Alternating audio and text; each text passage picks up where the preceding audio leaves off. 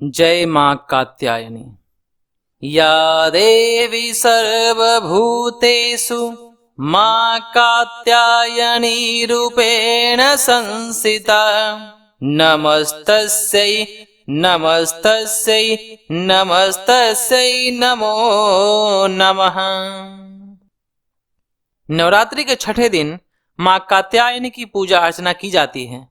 मां कात्यायनी का जन्म कात्यायन ऋषि के घर हुआ था, इसलिए इनको कात्यायनी कहा जाता है। और मां कात्यायनी ने महिषासुर का वध कर तीनों लोगों को इसके आतंक से मुक्त कराया था, इसलिए इनको महिषासुर मर्दिनी भी कहा जाता है।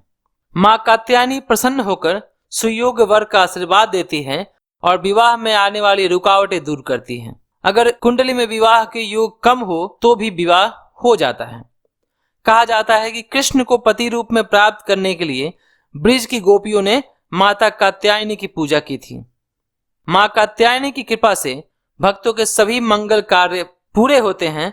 विवाह के बाद वैवाहिक जीवन की अच्छी शुरुआत के लिए भी मां कात्यायनी की पूजा की जाती है। इनकी 4 भुजाएं हैं। दाईं तरफ का ऊपर वाला हाथ अभय मुद्रा में है तथा नीचे वाला हाथ वर मुद्रा में। बाईं तरफ का ऊपर वाला हाथ में तलवार और नीचे वाले हाथ में कमल का फूल है।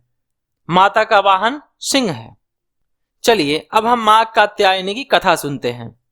यह उस समय की बात है जब महिषासुर ऋषि मुनियों और देवताओं पर अत्याचार कर रहा था। महिषासुर ने कठोर तपस्या कर भगवान ब्रह्मा जी से वरदान प्राप्त किया था कि उसका वध सिर्फ स्त्री ही कर सके, क्योंकि वह स्त्रियों को दुर्बल और हीन मानता था। वरदान पाकर उसको लगा कि वह अमर हो गया और कोई भी उसका वध नहीं कर पाएगा।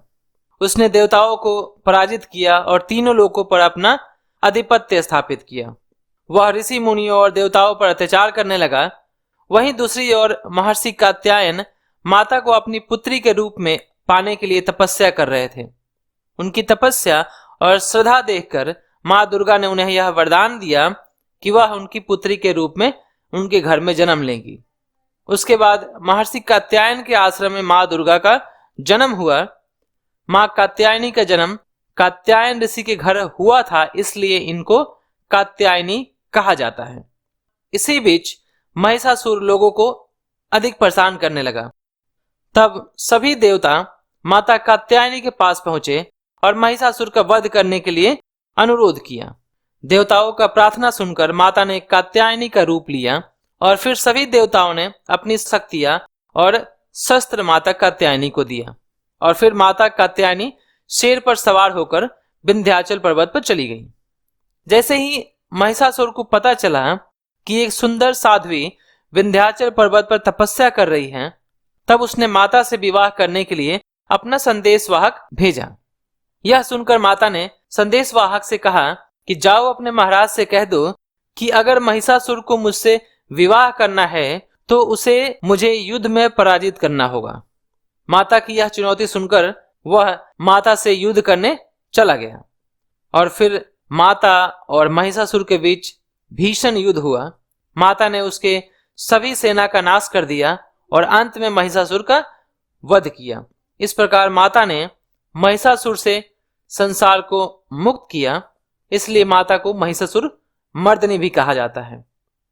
तो यह था माता कात्यायनी की कथा। आशा करता हूं माता कात्यायनी की कथा आपको अच्छी लगी होगी। अगर आपको यह कथा अच्छी लगी होगी तो वीडियो को लाइक कीजिएगा और मेरे चैनल को सब्सक्राइब कीजिएगा। माता की कथा सुनने के लिए बहुत बहुत धन्यवाद।